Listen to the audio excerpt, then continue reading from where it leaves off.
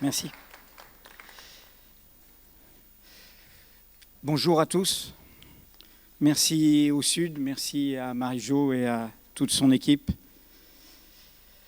D'un Sud à l'autre.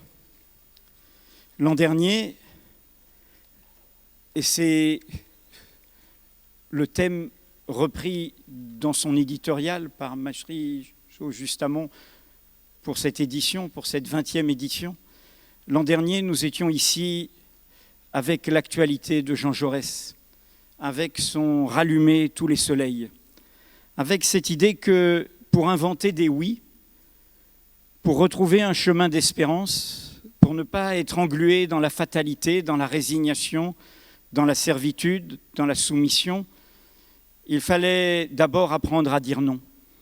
Et que c'est en faisant ce premier pas, dire non à l'injustice, dire non aux mensonges, dire non aux impostures, que l'on trouvait le oui. Et aujourd'hui, nous allons essayer de prolonger cette trace, le oui de nos causes communes, contre ceux qui voudraient nous dresser les uns contre les autres, une partie de notre peuple contre d'autres, au nom de l'identité, de la religion, de la croyance, de l'appartenance ou de l'apparence, mais aussi, et le présent nous rattrape ô combien, en ce lundi 13 septembre 2015, des peuples contre d'autres, une partie de l'Europe contre d'autres peuples européens. Jaurès disait dans son fameux discours à la jeunesse d'Albi que la République, dans l'idée d'une République vivante, d'une République qui ne serait pas une punition, une immobilité, une verticalité, qui serait une invention, une délibération, une participation, que la République, c'est la confiance et l'audace. Pour qu'il y ait la confiance, l'adhésion, la dynamique, la volonté, il faut qu'il y ait l'audace, cette exemplarité qui donne du courage. Ce sont cela les causes communes. Faire chemin vers d'autres, être solidaire, faire lien, ne pas s'enfermer comme une victime dans le ressentiment, dans la plainte, dans la complaisance. Se dire au contraire que ce que l'on subit vous rend comptable de ce que subissent d'autres. Le chemin des causes communes, c'est celui qui se dresse contre les fracas qui aujourd'hui sonnent à nos portes. Fracas des haines, fracas des guerres, fracas de ces passions mortifères de l'identité, de l'hubris de la puissance, de la perdition de la domination, de l'humiliation de certains peuples, de l'égoïsme des nations. Je suis un peu solennel parce qu'aujourd'hui même précisément, au lendemain de cette réunion des chefs d'État de la zone euro et de cette folle semaine grecque, c'est plus vrai que jamais. Nous avons, nous, peuple d'Europe, et le peuple français en tant que peuple fondateur de cette Europe, une vérité devant nous, une vérité de fait que le sursaut du peuple grec a fait surgir. L'euro, cette monnaie commune qui accompagnait, pensions-nous, avec la libre circulation des marchandises, la libre circulation des hommes, l'euro enfante sous nos yeux un monstre politique.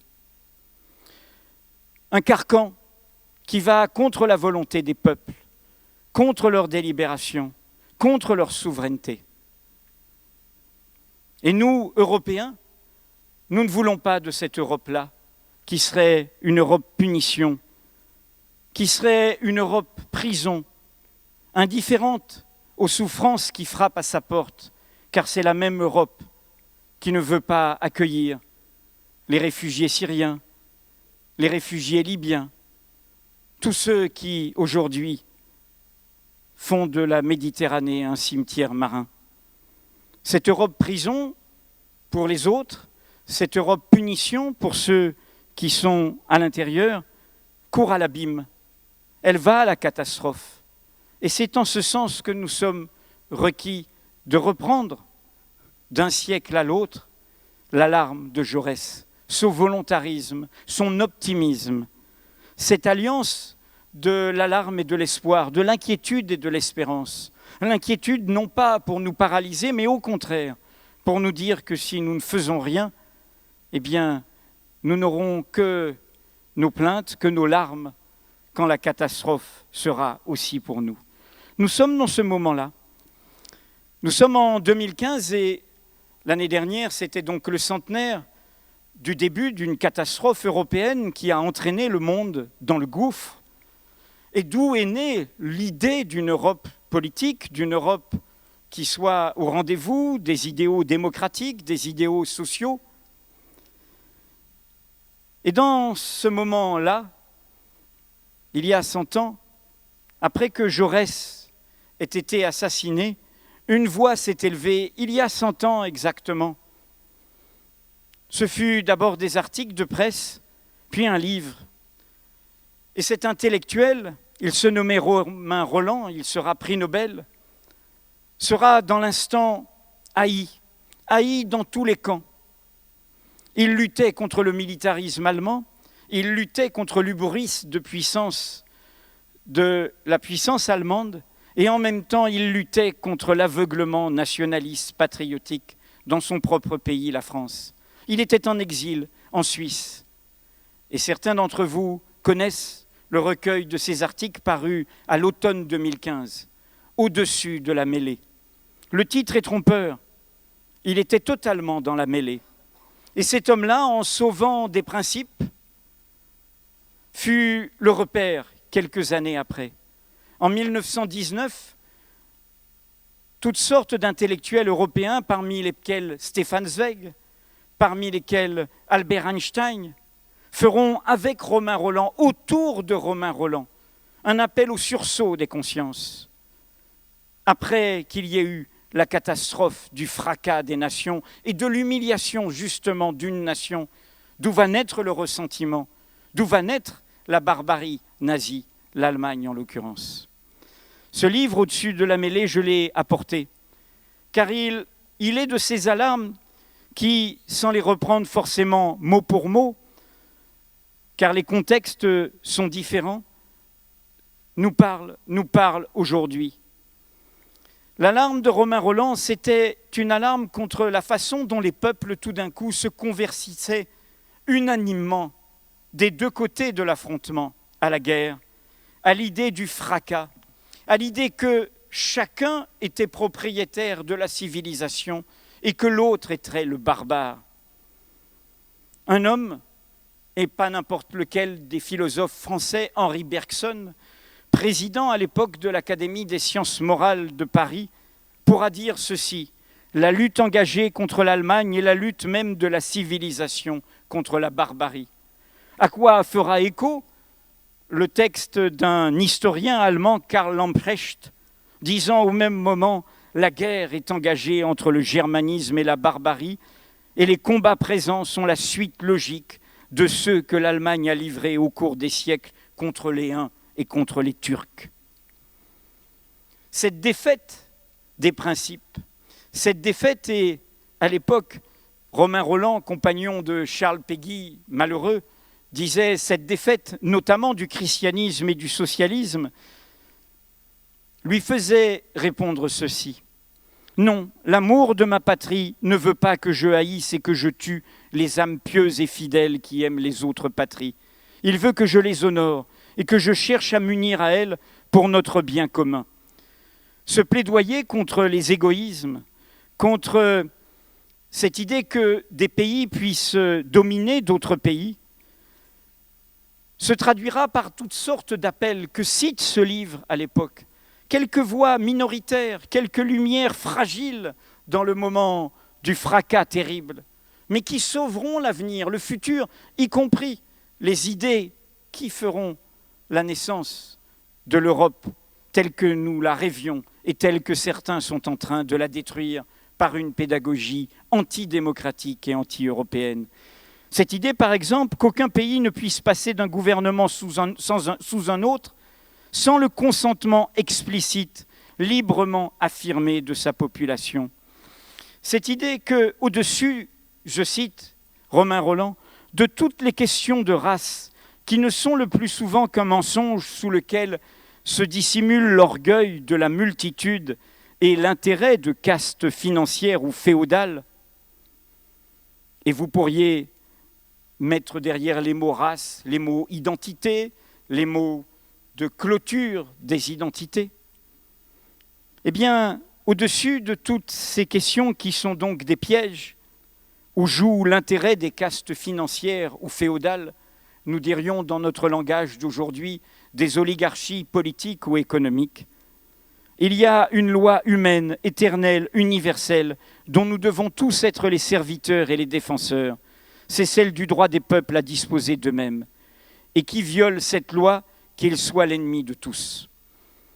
Je cite ceci parce que justement, ce que nous avons sous les yeux, c'est comment le droit d'un peuple est en train d'être violé au nom de l'Europe, le droit du peuple grec.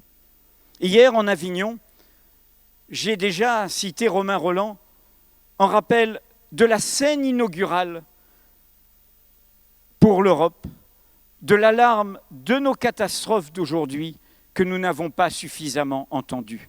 C'était il y a 20 ans.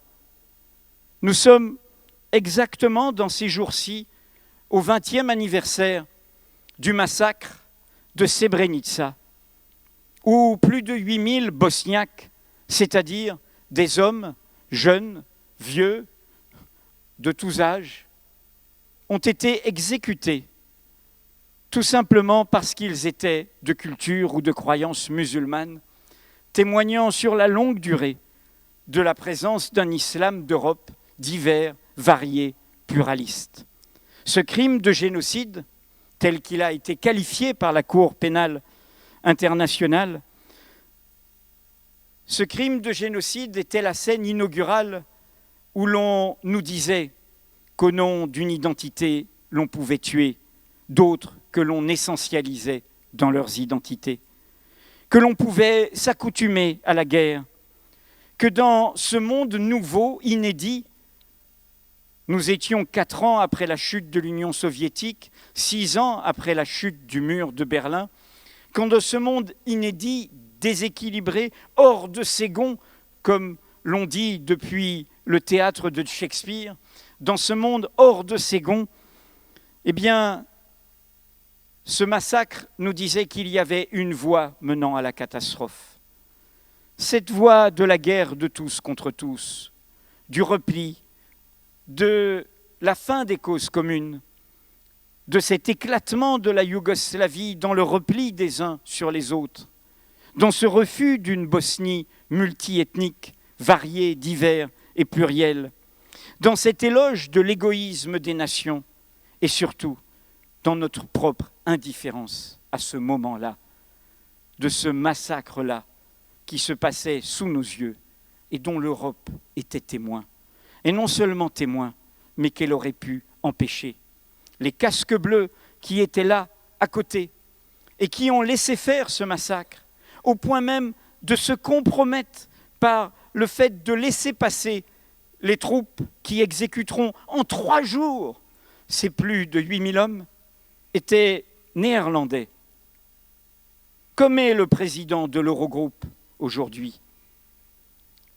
De la question posée il y a 20 ans aux questions posées aujourd'hui, aucune nation européenne ne peut s'estimer innocente. Et les supérieurs, le supérieur de ces casques bleus des Pays-Bas, était un général français, le général Janvier.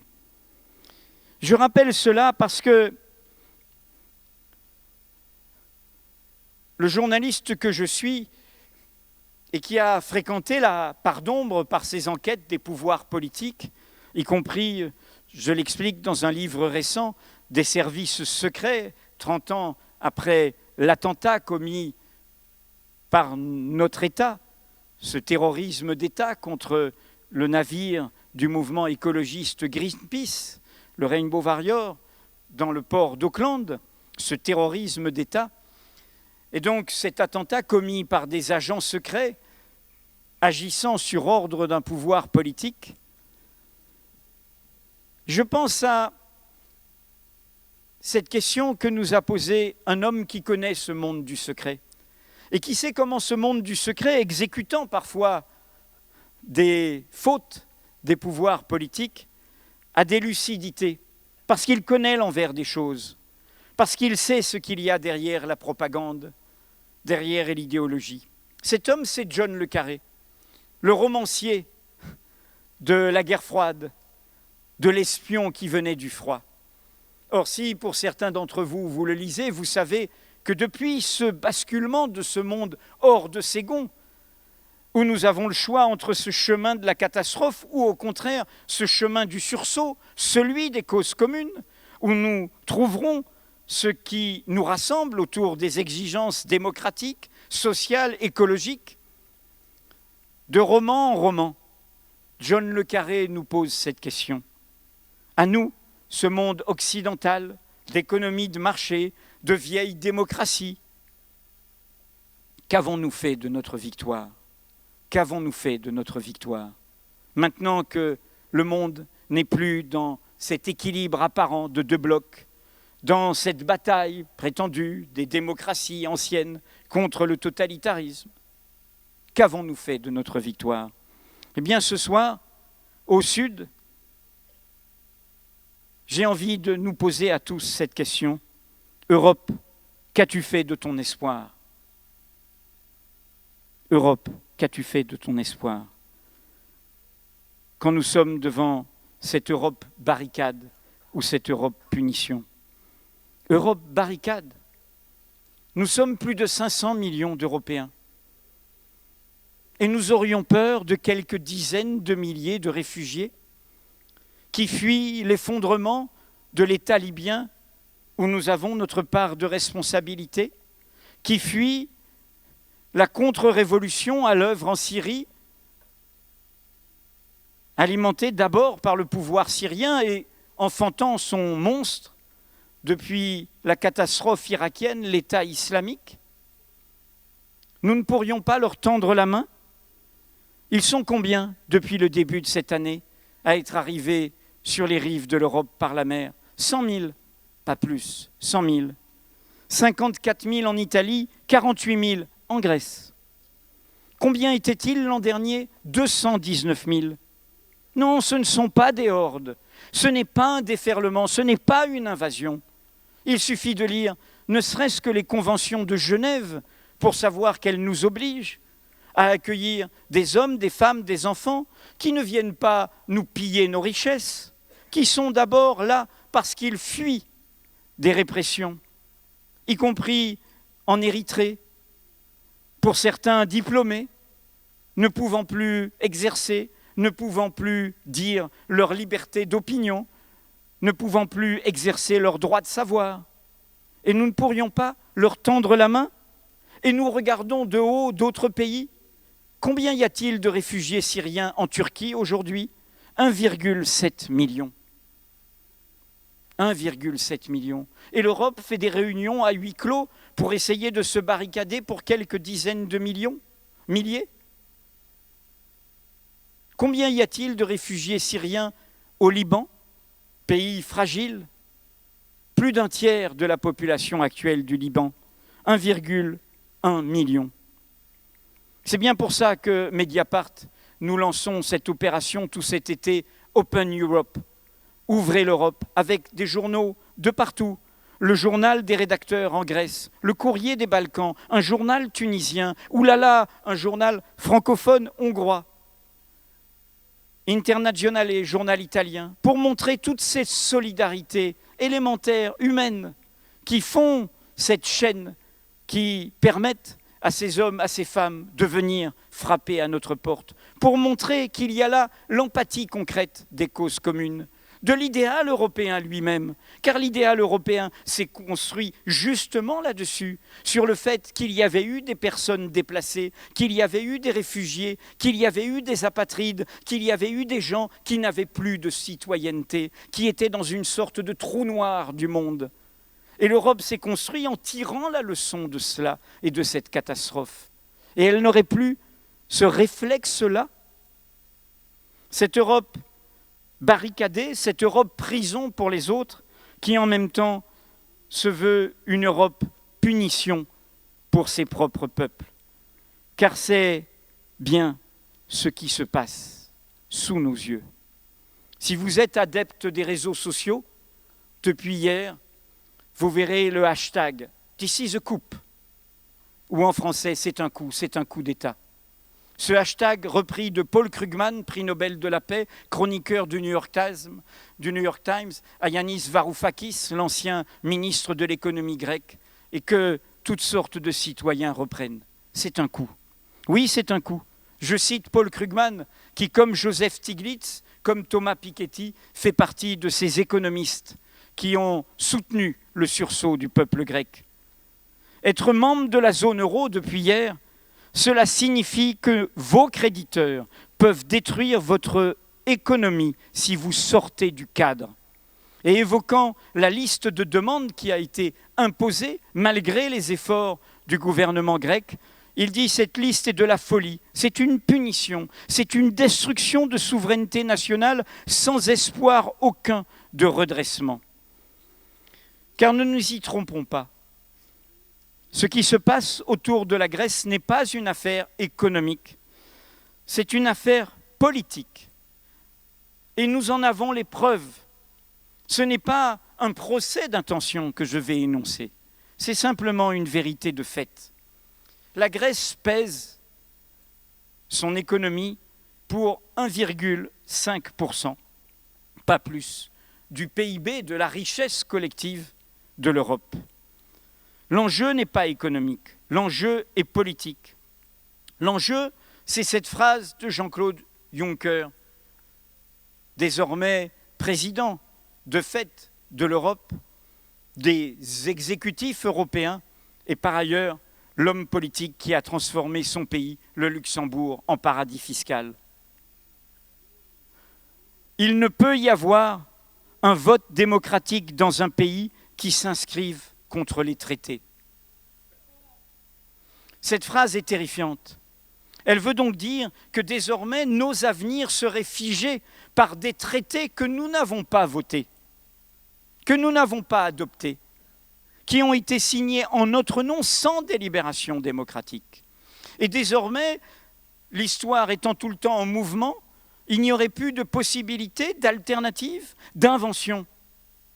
Vous voyez bien qu'il y a là un projet terrible qui, derrière les sourires, derrière l'apparence, est un projet qui est, sous de nouvelles formes, profondément autoritaire, qui est un projet de dépossession de la volonté populaire. Mais il y a mieux. Timothy Geithner, qui fut le secrétaire américain au Trésor, c'est-à-dire le ministre des Finances, sous la présidence de Barack Obama, vient de publier un livre « Street Test ». Il y raconte une rencontre privée dans son lieu de vacances avec le ministre des Finances allemand, qu'il est toujours, Wolfgang Schäuble, qui est le plus dur, qui voulait le Grexit, qui voulait sortir la Grèce de l'euro, qui a eu les mots les plus violents, relayés hélas par les leaders de la social-démocratie allemande, qui a eu les mots les plus violents contre le pouvoir grec issu du vote de ce début d'année, du vote qui a mis Syriza au pouvoir. Et c'était en juillet 2012, il y a 3 ans. Il y a 3 ans. Et Wolfgang Schäuble lui dit, voilà mon projet. Je veux organiser la sortie de la Grèce de l'euro. Et il ne dit pas ce mot, mais vous connaissez ce livre de Naomi Klein, comme au fond une stratégie du choc. Et il lui dit pour 2 raisons. D'abord, un avantage intérieur, un égoïsme national. Les Allemands en ont assez de payer. L'apprentissage de l'indifférence. Comme si l'Allemagne n'avait pas eu besoin de l'Europe pour se reconstruire après-guerre. Comme si surtout l'Allemagne, redevenue une puissance après la réunification, n'avait pas eu besoin de l'Europe pour l'aider à absorber l'Allemagne de l'Est. Comme si sa puissance économique actuelle, elle ne le devait pas à des solidarités. Et la deuxième raison, de cette stratégie du choc. Et Timothy Geithner cite le mot de Wolfgang Schäuble. Terrifier les autres pays pour les contraindre à s'aligner dans leur politique économique et sociale sur cette conception via l'euro comme levier d'un ordolibéralisme, d'une vision de l'économie à la fois ultralibérale pour la liberté qu'elle offre aux possédants et aux marchés, et destructrice, régressif, en régression du bien commun autour des biens publics non marchands, des biens, des services publics, autour de ce qui fait tenir une société. Le commentaire de Timothy Geithner est de dire « J'ai trouvé cette conversation et ce que j'ai entendu, cette idée glaçante. » Terrifié, a-t-il dit, et j'ai été glacé, répond-il. Nous sommes devant cela. Nous sommes devant cela car l'accord imposé hier aux dirigeants grecs et dont nous ne savons pas encore si le Parlement grec l'adoptera et dont nous ne savons pas encore comment la suite suivra, puisqu'il faut que les Grecs se soumettent pour que les parlements ensuite l'acceptent. Mettez genoux à terre et nous vous suivrons et nous vous aiderons. Car que dit cet accord dont vous trouverez la version en français intégrale sur Mediapart? Car il faut s'informer dans ces moments-là. Il faut suivre de près. Comme nous avons su, grâce à un insider, ce qui se disait dans l'Eurogroupe. Car ils font tout pour que cela se passe dans un huis clos où nous ne comprenions pas leur langue. Dans les révélations de cet insider grec, on entend le président de l'Eurogroupe dire « Si vous n'acceptez pas, nous ferons chuter vos banques. Nous ferons chuter vos banques. » Qu'est-ce que c'est sinon une forme de guerre à un pays? La guerre par l'économie. Le fait de détruire une économie, comme le dit Paul Krugman. Car nous le savons tous, c'est le comité citoyen d'audit de la dette publique qui existe en France et qui a aidé le peuple grec, l'a largement démontré. Ne croyez pas ces sornettes sur combien ça va coûter aux Français, cette idée de l'égoïsme. Mais non. La dette, mais non. La dette, elle a majoritairement été aux banques. L'argent donné pour le remboursement de la dette, il a été majoritairement à la finance. C'est d'abord la finance qu'il fallait sauver. C'est d'abord les créanciers qu'il fallait sauver. Et d'abord qui? Nos propres banques, car les banques françaises étaient largement engagées en Grèce. Selon les calculs, ce n'est qu'une petite partie de l'argent versé depuis 5 ans, qui a été dans les poches de l'État grec et du peuple grec. Cela n'empêche pas que la Grèce doit avoir ses réformes, qu'elle doit faire mouvement, mais on ne fait pas mouvement en ayant des chaînes aux pieds, en ayant un lacet qui vous serre la gorge, on ne fait pas mouvement en ayant des gardes-chiourmes qui vous surveillent, on fait mouvement en ayant une dynamique qui libère la volonté populaire. Eh bien, c'est ce qu'a voulu faire le gouvernement Syriza, en jouant de manière transparente, en ne faisant rien en catimini, en n'imposant rien à son peuple. Nous n'avons pas vu de 49.3, comme ce fut le cas 3 fois pour la loi Macron qui concerne tous les salariés de ce pays en Grèce. Il y a eu un vote, un référendum qui a dit non à l'austérité à sens unique. Non à plus de 60% quand Syriza avait eu plus de 30%. Un vote massif, un vote d'union, un vote de cause commune. Qu'est-ce que c'est que l'autorité à sens unique? C'est celle qui demande des efforts, mais qui ne les accompagne pas de 3 choses absolument nécessaires. Avoir du temps. Avoir du temps. 3 ans au moins. Ne pas aller de plans de court terme en court terme qui sont des courses à la catastrophe. L'échec est là, sous nos yeux. Deuxièmement, avoir une négociation de la dette dont même le FMI dit qu'elle est insoutenable. Quand une entreprise est en dépôt de bilan, eh bien, on annule des dettes. On revoit sa situation pour sauver des actifs. Il en va de même d'un pays, c'est évident. Et troisièmement, avoir de l'argent pour l'investissement, pour relancer l'économie, et que ce ne soit pas toujours à sens négatif. Ce qui s'est passé cette nuit, c'est l'inverse.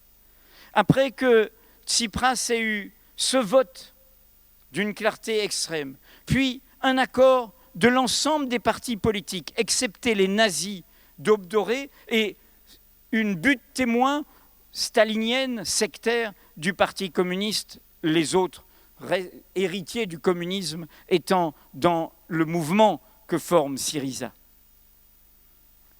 Il a eu l'accord du peuple, l'accord de l'ensemble des forces politiques. Et mieux encore, déposant jeudi soir les propositions qui étaient manifestement un grand effort, allant au-delà, y compris la remise en cause de ses propres engagements pour obtenir le reste du temps, la négociation sur la dette, l'investissement, il passe devant son Parlement. Il assume ce risque. Il perd des voix de Syriza, y compris la présidente de l'Assemblée grecque. Mais il le fait, il a ses 3 légitimités. Et il vient ce week-end. Et là, à huis clos, pendant 17 heures, à l'ombre de tout regard citoyen, de tout regard de la presse, on le met face contre terre. Car que dit cet accord ?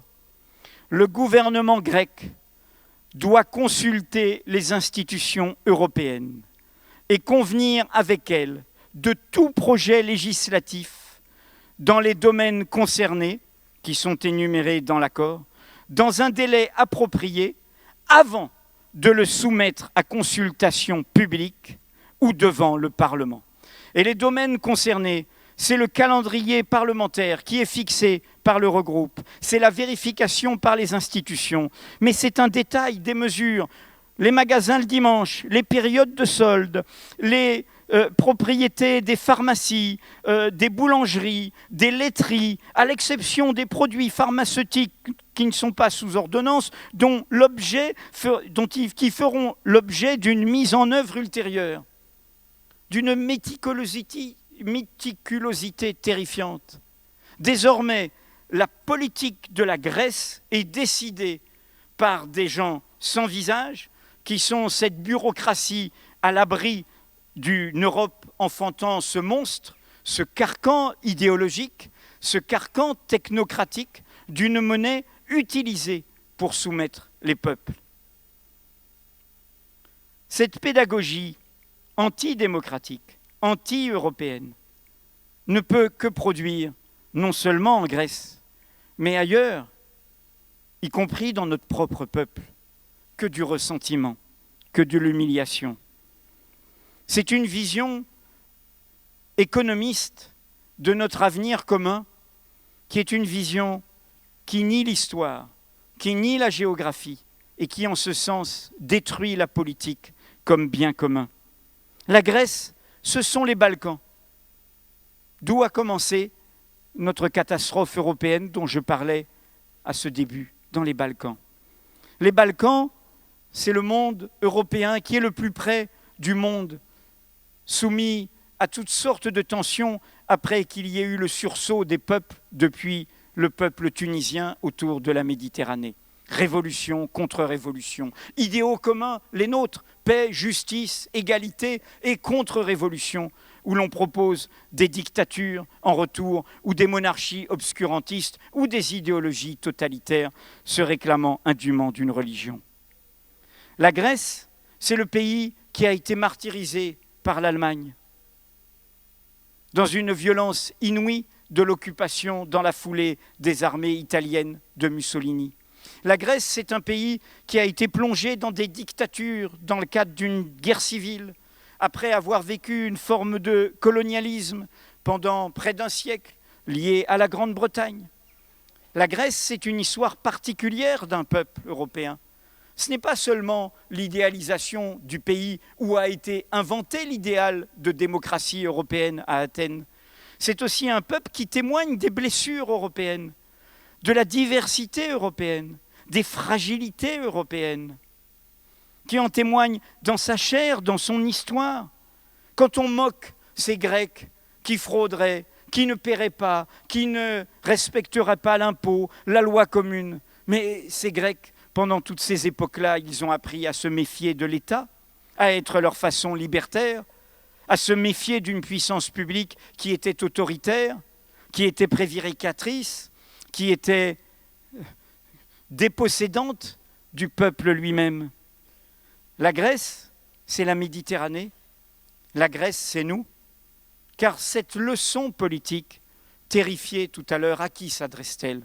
À l'Europe du Sud, à l'Espagne, où il y a Podemos, à la France, où il y a nos débats récurrents d'aujourd'hui, et où il y a eu le vote il y a 10 ans, de 2005, bafoué ensuite contre le traité constitutionnel européen, ce non majoritaire, qui était porté en grande part par un non de gauche, un non européen, un non qui ne voulait pas dire non à l'Europe, mais non à cette Europe dont la démonstration est faite aujourd'hui. Et je le dis avec d'autant plus de facilité qu'à l'époque, je plaidais pour le oui, tout en n'ayant aucun mépris pour le non. Mais aujourd'hui, je fais retour sur cette histoire. Je plaidais pour le oui parce que je pensais que le non français n'aurait pas sa traduction politique et que la traduction politique qui l'emporterait serait un non d'égoïsme, de nationalisme, de clôture, le non d'extrême droite, le non de la détestation de l'autre et non pas de la main tendue aux autres. Mais aujourd'hui, je suis de ceux qui regardent ce moment en se disant oui, ceux qui ont eu l'audace de dire non, nous devons, même s'il y a des confusions, affirmer ce non. Car ce non dit la vérité dans son refus de l'Europe qu'on nous propose. L'Europe des traités, qui va devenir un carcan. Oui, ils ont eu raison. Et aujourd'hui, les faits leur donnent raison. Mais les faits leur donnent raison dans un moment où des forces travaillent pour créer comme réponse ce ressentiment de l'humiliation. C'est-à-dire, si cette Europe est celle-là, eh bien replions-nous chez nous, abandonnons-nous. N'ayons plus besoin des autres, fermons-nous encore plus. Car cette Europe-là, elle ménage sans problème le régime de M. Orban en Hongrie, qui est un régime autoritaire, qui est un régime qui viole les droits de la presse, qui est un régime qui opprime les Roms. Et donc nous sommes dans ce moment-là où nous sommes requis d'inventer nous-mêmes la réponse, de ne pas être comme nos gouvernants qui pensent qu'ils vont, par adaptation successive, par négociation occulte, trouver la réponse. Non, l'événement politique qu'a apporté la Grèce, c'est que désormais, nous ne pouvons plus dire que nous ne savions pas. Nous ne pouvions plus dire qu'il y a aujourd'hui au cœur de l'Europe, actuellement, une majorité de gouvernants qui veulent que cette Europe empêche la naissance de toute alternative. Et notamment le dire à la face des pays où, en Grèce, en Italie, en France et en Espagne, des alternatives s'affirment et veulent exister. Nous sommes dans ce moment-là.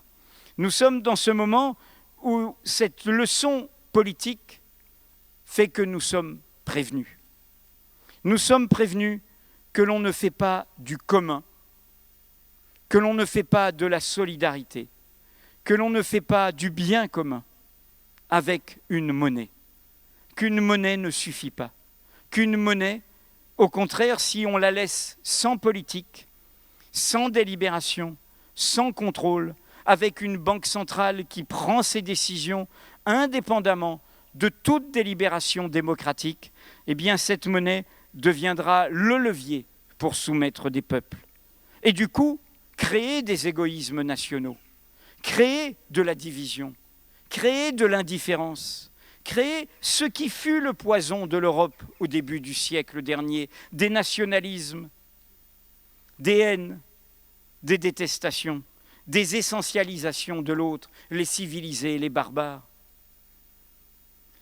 Mais nous sommes prévenus aussi, dans le moment que nous vivons et que nous vivons en France particulièrement depuis les 7, 8 et 9 janvier de cette année, les attentats de Charlie Hebdo, de l'Hypercacher, nous sommes prévenus depuis ces attentats contre nos libertés, que l'on ne fait pas du commun non plus avec la peur,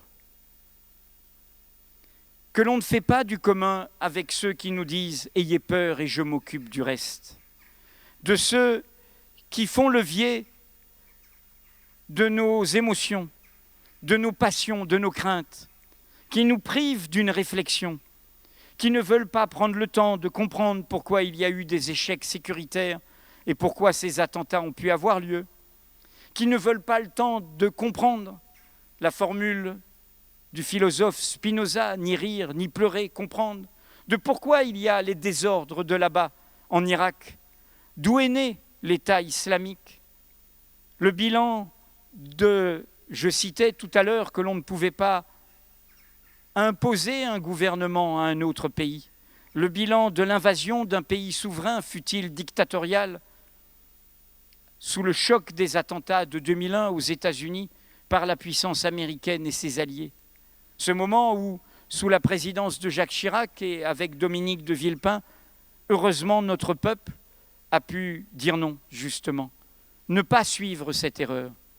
Mais est-ce que, justement, aujourd'hui, d'autres ne nous entraînent pas dans la même erreur, où nous ajoutons de la guerre à la guerre, au lieu de trouver les réponses politiques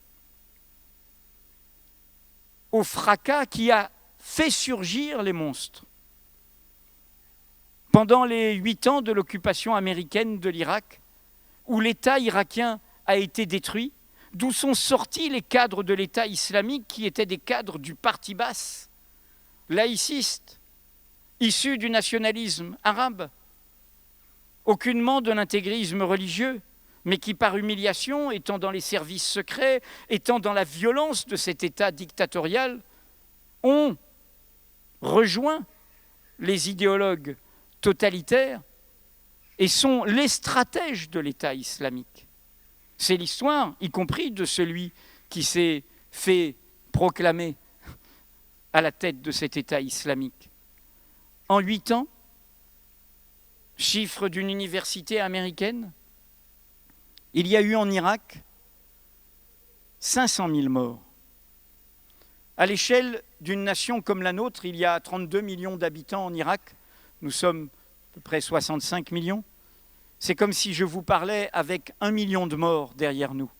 Et vous savez bien que le chiffre s'est allongé. 500 000 morts, la moitié issue de la coalition américaine, la moitié des diverses factions irakiennes. C'est une immense brutalité d'une nation, d'un peuple, du coup qui est totalement sonné, totalement sans repère, et d'où, dès lors, surgissent justement les monstres.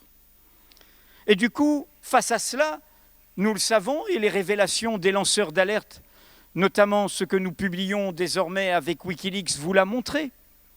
Il y a eu une réponse qui était une réponse de tromperie, de supercherie, le Patriot Act qui a produit la torture, qui a produit la faute morale de la démocratie américaine, mais qui a produit quoi? La surveillance généralisée par la National Security Agency.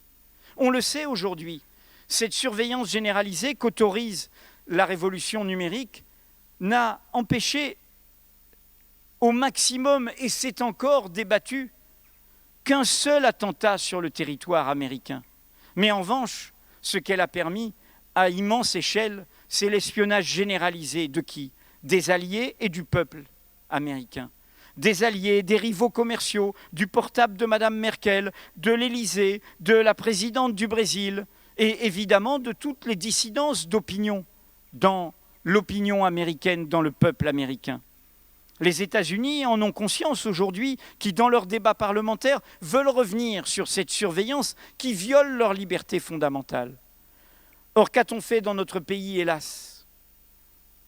En faisant cela en procédure d'urgence, contre l'avis de l'ensemble des spécialistes des libertés, des droits, du numérique, de la Commission consultative des droits de l'homme, du défenseur des droits de l'homme, des droits, de la Commission nationale informatique et liberté, du Conseil national du numérique. On a voulu transformer janvier 2015 en septembre 2001, en faisant cette loi qui est dite de renseignement et qui est une loi de surveillance générale. Que nous montrent les révélations sur la NSA? C'est que tout cela fait quel monde devant nous? Cet espionnage généralisé où, je vous rappelle, en dernière minute, la France, les services secrets français ont voulu instaurer un amendement qui a été retiré grâce à une alarme du président de la Commission nationale de contrôle des interceptions de sécurité, qui était de dire que désormais, les quelques petites mesures de contrôle avec lesquelles les services secrets peuvent toujours ruser, c'est-à-dire d'une commission qui contrôle les mises sur surveillance et qui est soumise à l'aval ensuite du Premier ministre.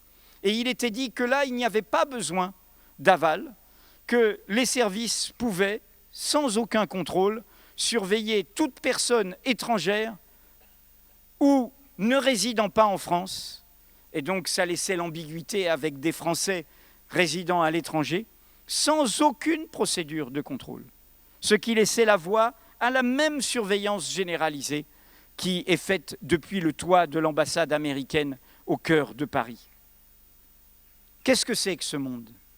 C'est un monde qui n'a plus confiance en personne. C'est un monde où la diplomatie n'a plus de confiance entre peuples, où n'a plus de règles, où l'on s'espionne les uns les autres, où nous sommes dans une école de la méfiance et non plus dans une école de la solidarité, où nous sommes très loin de la Déclaration universelle des droits de l'homme ou de la Convention européenne des droits de l'homme. Et donc ce monde-là aussi enfante des monstres. Les monstres également de la défiance, du ressentiment, de la peur. On ne nous protège pas en faisant cela, on nous fragilise. Et vous voyez bien que dans la foulée, on veut s'en prendre à nos libertés d'opinion, à nos libertés de manifestation, à tout ce qui est notre arme, le droit de savoir, le droit de contester, le droit de nous mobiliser. Alors pourquoi cette violence? Pourquoi cette brutalité sans fioriture que nous avons eue sous les yeux là? Parce qu'ils ont peur. Et c'est pour ça que nous ne devons pas avoir peur. Ils savent qu'ils parlent au nom d'un vieux monde qui est ébranlé par le neuf qui n'est pas encore surgi, mais qui est là, qui frappe aux portes, que nous ressentons tous justement dans nos actions individuelles, dans les solidarités individuelles, dans les engagements personnels. Nous n'avons pas la réponse globale, mais nous sentons bien que dans tous les réseaux qui existent sur les questions démocratiques, sur les questions sociales, sur les questions écologiques, sur les questions du quotidien, de l'habitat, de la nourriture, du travail, de la ville, il y a le souci de réponses différentes et le souci d'une démocratie qui soit délibérative, qui soit participative, qui ne soit pas verticale, qui ne soit pas confisquée, qui ne soit pas autoritaire. Et donc ils ont peur. Ils ont peur, et d'où la punition grecque, que l'exemple soit suivi, que d'autres relayent. Ils ont vu les élections municipales en Espagne. Ils ont vu la victoire d'Ada Colau à Barcelone, militante du droit au logement. Ils ont vu la victoire à Madrid d'une avocate défenseuse des droits et des libertés. Ils ont vu tous ces mouvements citoyens qui naissent, comme ils existent aussi en Italie. Et comme chez nous, ils ont du mal aujourd'hui à se rassembler, à se réunir, à sortir de leur particularisme, de leur sectarisme, à faire justement cause commune. Nous sommes devant ce moment où nous devons répondre à cette Française qui symbolise justement ce monde oligarchique et de la dépossession. J'ai nommé Christine Lagarde, patronne du Fonds monétaire international, qui lors des discussions sur la Grèce a eu un moment d'énervement et a dit « Est-ce que l'on pourrait avoir enfin une discussion avec des adultes ?» Eh bien, nous devons être ces enfants de l'espérance. Cette petite fille Espérance, disait Peggy, ces Gavroche qui brandissent ces idéaux qui vont créer de la confiance. Ces idéaux, nous les connaissons ici en France, dans ce pays qui a cette particularité et les Suds le font vivre chaque année, d'être un trait d'union de l'Europe avec le monde. Nous sommes, et c'est notre particularité en Europe, une Amérique de l'Europe dans la constitution de notre peuple. Notre longue projection sur le monde, où nous nous sommes invités chez des peuples sans leur demander leur autorisation, fait qu'aujourd'hui, nous sommes le peuple le plus divers de l'Europe, le plus riche en ce sens, riche culturellement, riche dans ses croyances, riche dans ses origines, riche dans ses appartenances et dans ses apparences. Nous sommes, pour reprendre le mot de Nelson Mandela sur son propre pays, pour éviter le fracas des identités, des vengeances, des ressentiments, quand il a eu ce mot au moment de sa libération, de son premier discours en sortant de sa prison, « We are a rainbow nation ». Nous sommes une nation arc-en-ciel. Eh bien, cette nation arc-en-ciel doit faire levier de cette richesse, au lieu d'en faire problème, pour redonner vie à ces idéaux historiques de liberté, d'égalité et de fraternité.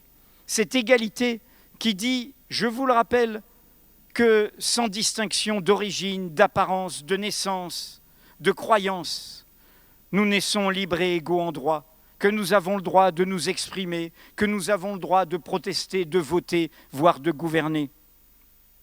Cet idéal de liberté qui rappelle que c'est notre seule arme quand nous sommes dans des moments de transition, d'hésitation comme cela, c'est notre seule arme que d'avoir ce droit de savoir, ce droit d'être informé, ce droit de discuter, ce droit de connaître, ce droit de ne pas être dépossédé par ceux qui, une fois élus, pensent qu'ils peuvent éternellement, pendant du moins le temps de leur mandat, mais ils les cumulent souvent dans le temps, éternellement parler à notre place.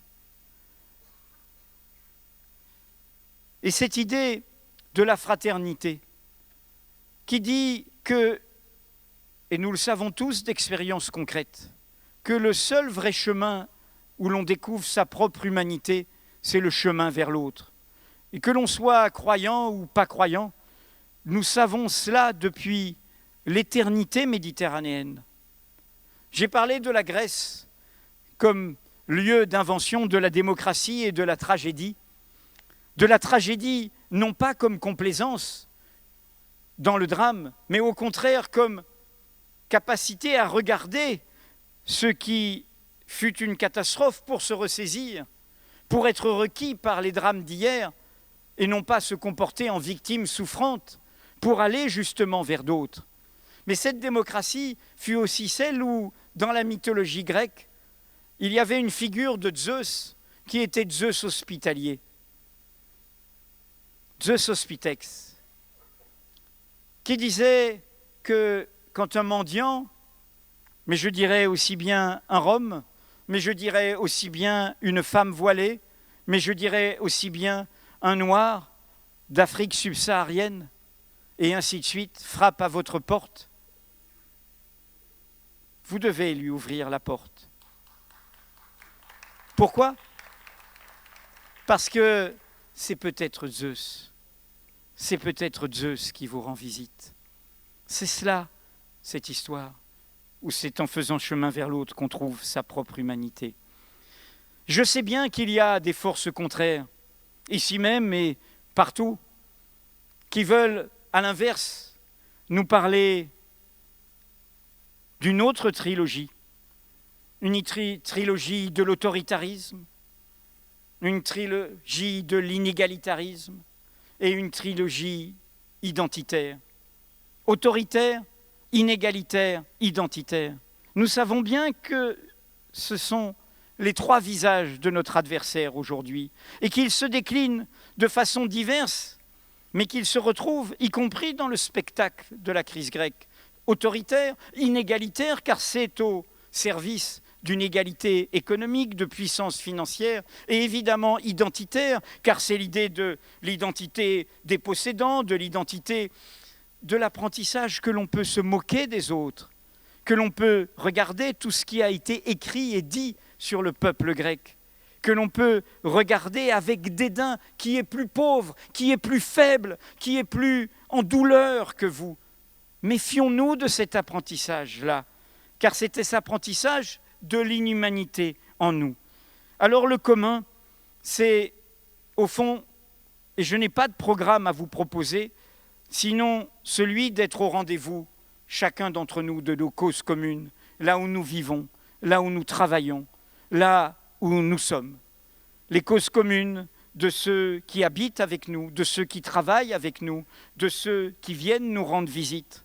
Les causes communes qui concernent ce que nous mangeons, qui concernent où nous habitons, qui concernent le travail, qui concernent le non-travail, qui concernent la précarité, et qui font que nous devons, les uns et les autres, sortir de nos conforts pour ne plus être spectateurs et inventer ainsi les réponses à ce monde dont nous n'avons plus rien à attendre.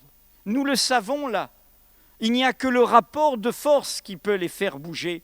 Et même nos gouvernants français n'ont bougé sur la Grèce que grâce au rapport de force créé par Syriza.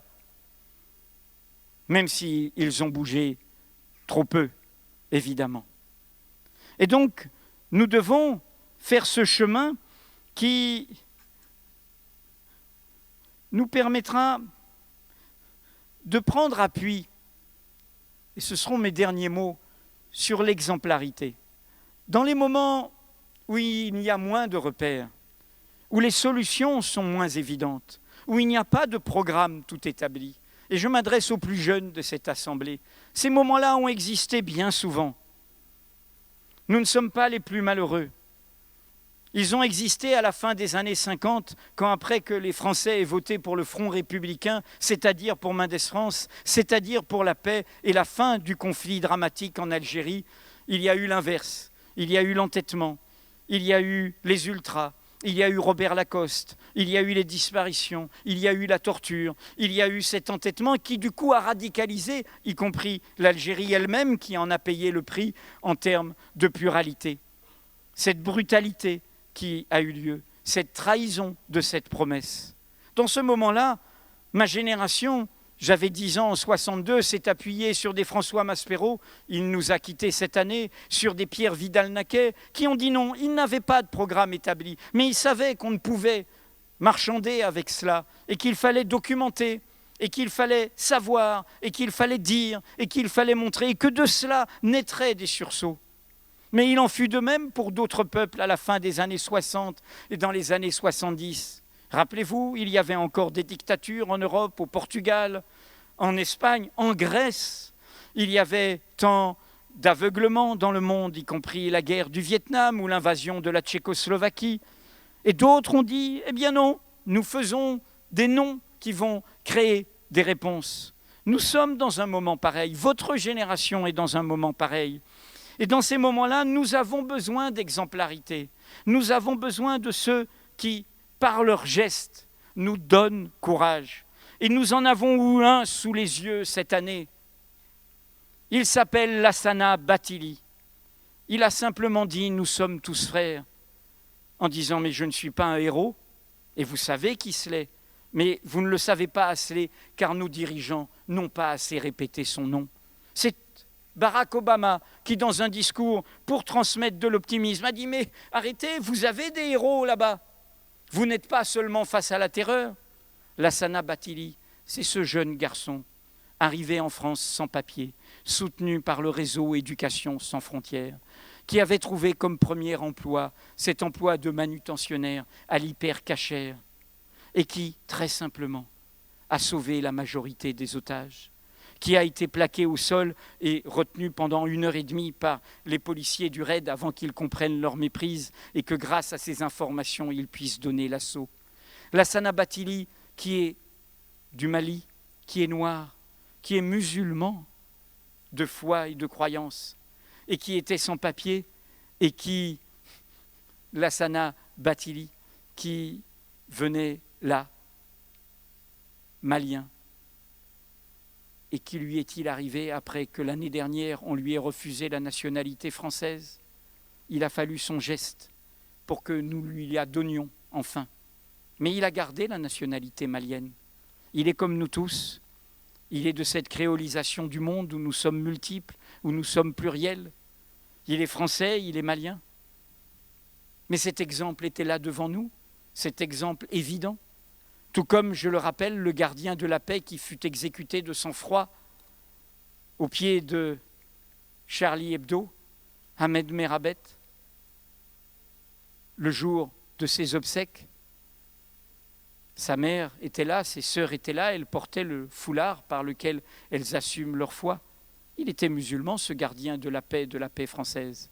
Il y a eu plein d'autres victimes, chrétiennes, francs-maçonnes, athées, juives, bien sûr, dans un attentat antisémite. Mais si je le rappelle, une Antillaise aussi, de la Martinique, si je le rappelle, c'est pour dire que c'est notre France.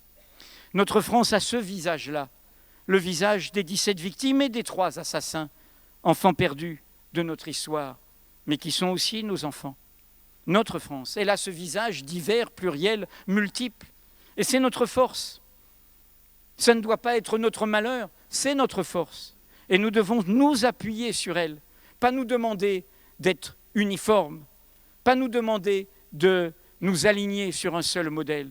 Au contraire, défendre notre pluralité, par laquelle s'inventent les alternatives. Cette question de la pluralité du peuple rejoint la question du pluralisme politique, la question des alternatives politiques, la question profondément d'une écologie démocratique, d'une écologie où le divers est en nous et où le divers est notre force. Voilà ce que je voulais vous transmettre.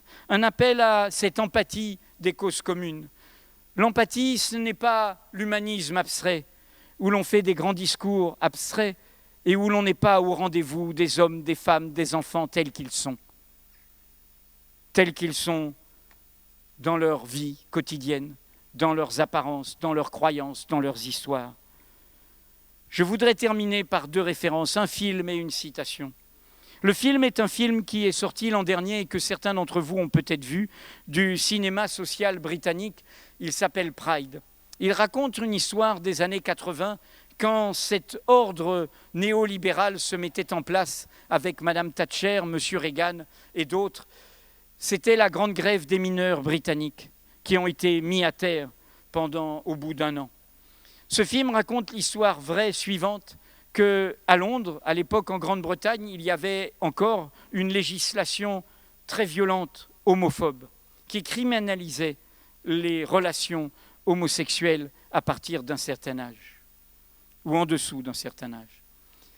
Et des jeunes gays et lesbiennes se sont aperçus que les policiers ne venaient plus les embêter à Londres. Parce que les policiers, ils allaient se bagarrer avec les mineurs, avec les trade unions des mineurs. Et donc un jeune activiste qui était membre du Parti communiste et qui est mort du sida peu après, dit à son groupe, mais s'ils ne sont pas là, c'est parce qu'ils sont contre les autres. Donc s'ils sont contre les autres, on est concerné. Donc il faut qu'on soutienne les mineurs. Ça ne va pas la tête. T'as pas été tabassé, toi, à Liverpool, parce que l'homophobie, elle n'a pas de frontières, y compris sociale. Tu t'es pas fait cogner. Et donc, tu n'as pas ressenti ça. Comme le racisme, cette virulence n'a pas de frontières sociales. Et donc, il a vaincu ses préjugés. Il a rencontré des syndicalistes du Pays de Galles qui eux-mêmes, comme Lassana Bathily, ont dit « mais nous sommes tous frères » et qui ont fait, notamment les femmes de mineurs, la pédagogie contre le préjugé vis-à-vis des gays et des lesbiennes. Et vous savez quoi? Ce comité Gay and Lesbians Support the Minors a été le plus gros donateur financier pendant 1 an de la grève des mineurs de ces principaux syndicats ouvriers britanniques.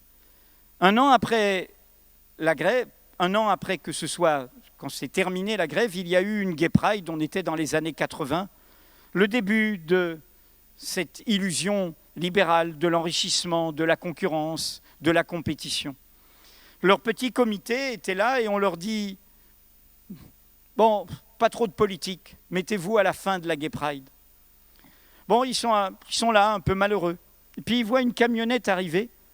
C'est leurs copains du Pays de Galles, les syndicalistes et leurs femmes. Ah, on s'embrasse. Puis tout d'un coup, ils voient un car arriver, 2 cars arriver, 3 cars arriver, 4 cars, 5 cars. Toute la fédération des mineurs britanniques venait défiler à la Gay Pride. Et après a obtenu au sein du Parti travailliste, et cela a été voté, la bataille pour la fin de la législation homophobe. Je vous prends cet exemple entre 2 causes, une cause ouvrière, une cause sur la blessure faite à l'humanité au nom de sa préférence sexuelle, et là, une cause sociale de travailleurs et qui font chemin. Et le syndicaliste dans ce film, et c'est une histoire vraie, le dit, et c'est le moment où nous pleurons tous dans le film, le dit en disant, lui dit, mais pourquoi tu as fait ça? Mais parce que nous sommes tous frères, nous sommes des camarades, nous avons les causes comme ça. Et tu sais, au fond du local syndical, il y a un vieux drapeau, on le sort vraiment pour les cérémonies. Il est très vieux, du début, on s'est battu pour avoir un jour de repos, pour avoir la durée du travail, parce que tout ça a été obtenu par des combats. Et tu sais, sur ce drapeau, ce qu'il y a, ça, les 2 mains, des causes communes. Et j'ai été trop long, je le sais, je voudrais vous léguer un mot d'un auteur suisse alémanique, de romans, de théâtre, Max Frisch. Et ces 2 mots sont pour vous, chacun d'entre vous, car ils nous requièrent. Pire que le bruit de bottes, le silence des pantoufles. Vous ne pouvez plus rester silencieux. Merci.